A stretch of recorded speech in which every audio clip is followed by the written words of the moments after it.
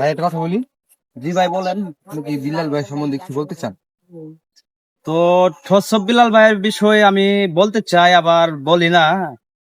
তো আমি ঠসব বিলাল ভাই আপনারা কইতাছি ভাই, আপনি এই যে ফেসবুকে আপনি জ্বালায় ঢোকা যায় না, আপনি যেটি করতেছেন ভাই এটি কিন্তু ঠিক হইতাছে না। আপনি মনে হয় মাল খাইতে খাইতে মাথা গেছে গা। আপনি যারে তারে গালাগালি করেন, যারে তারে ছোট লোক ভাবেন। আপনি একটা কথা মাথায় রাখবেন, আপনি এই ছোট মানুষের জন্য আজকে কিন্তু আপনি ঠসব বিলাল হয়েছেন। আগে আপনি কেউ চিনতো না, আপনি হোটেলের মেসিয়ার ছিলেন।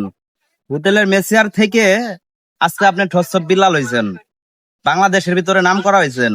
তো আমি এটাই বলতে চাই ঠসব বিলালকে, উনি যাতে ভালো হয়ে যা, আর মানুষের যাতে ভালোই করে।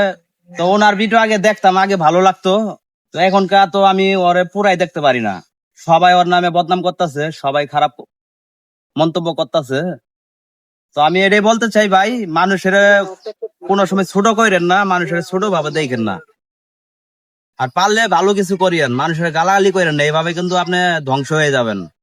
মানুষের অহংকারের পতন হয় কিন্তু এইভাবে। তো সবসময় মাথায় রাখবেন।